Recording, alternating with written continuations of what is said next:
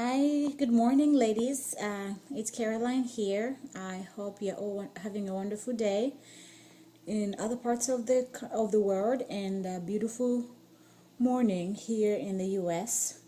I pray that you're walking in the will of the Lord as He wants it to be. He wants us to just walk in His will, and I just wanted to take a few minutes to read something from this beautiful book that my husband bought for us, Our Secret Paradise: 7 Secrets for Building a Secure and Satisfying Marriage by Jimmy Evans.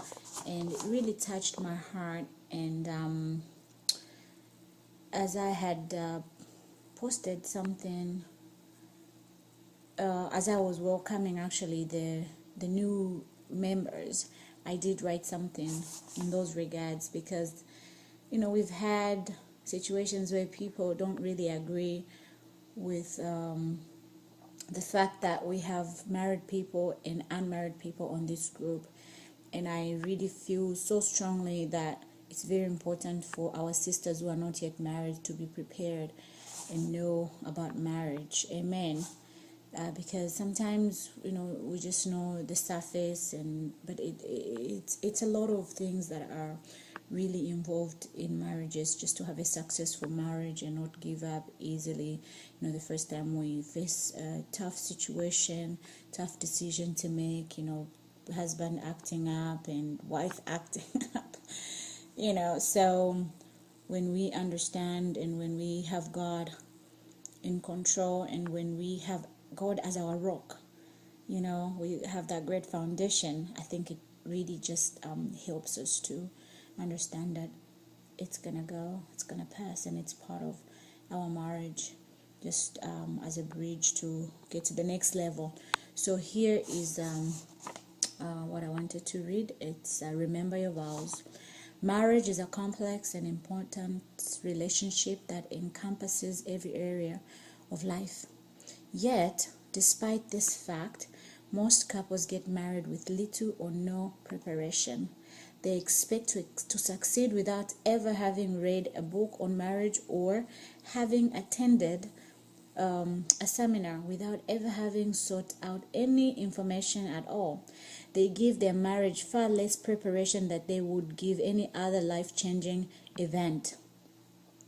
I suspect most married people spend more hours on computer training than they do on developing their marriage and family skills.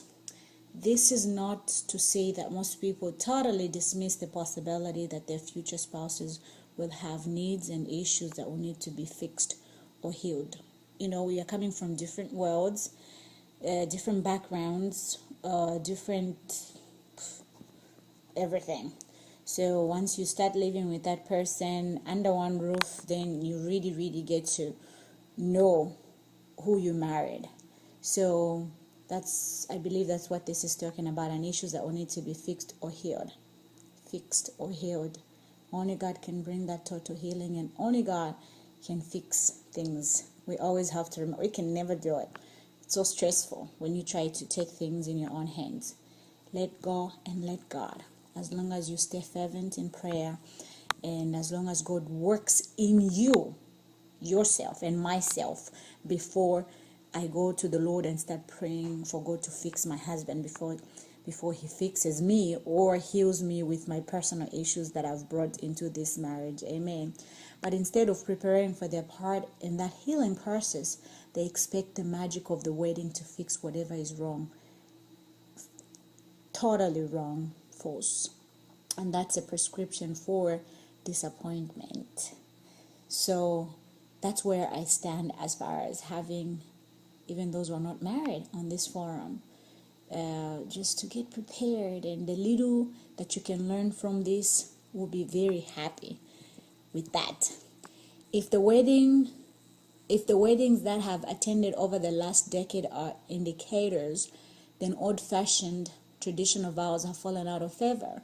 One popular wedding website offers 81 different choices of wedding vows, ranging from traditional to unconventional.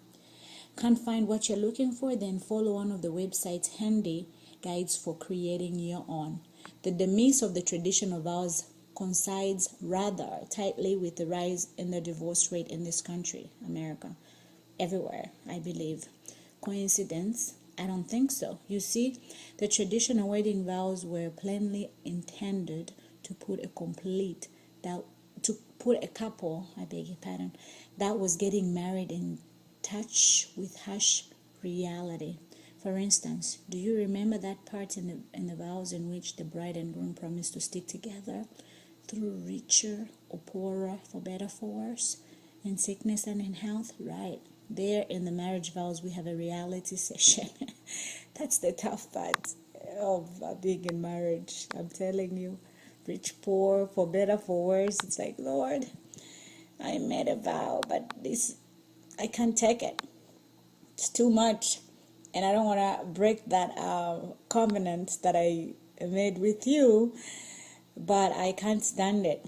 But God, brings a revelation just to know that He's in control, and your heart is at peace, and you move forward and just wait for that better day to come when you work things out and you move on to the next level, to second grade or third grade or fourth grade or whatever. And that's what I believe. So I just wanted to take this time in reading this. I mean, the bride and groom said to each other, hey, you know something? I'm getting married to you, and I'm prepared for the worst. I do not want the worst, but I'm prepared for the worst.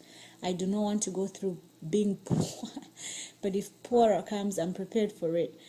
And I'm not looking for sickness to come, but if it does, I'm prepared to go through that with you too. By founding their hopes on fantasy instead of facts, the modern bride and groom ignore what traditional wedding vows were plainly created to do: put the couple in touch with reality. Amen. I pray that you're going to pick one or two things from what I've read here, and I believe I can continue tomorrow and just read some more. It's such a beautiful book, and it's really been blessing us. A book and a DVD that they send to you.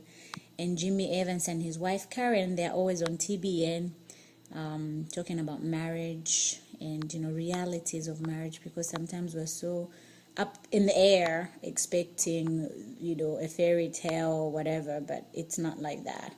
Kids come, you don't have money, you don't have this, you don't have that. All of those things will bring stress in your marriage. But the most important thing is, how do you take care of it? How do you handle that? You go out there and tell the whole world about your marriage, or spread all these things. How well prepared are you to go through that? Amen. So have a wonderful day, and I pray that this little something that I just read will bless your heart. And just know that God put you together with your husband.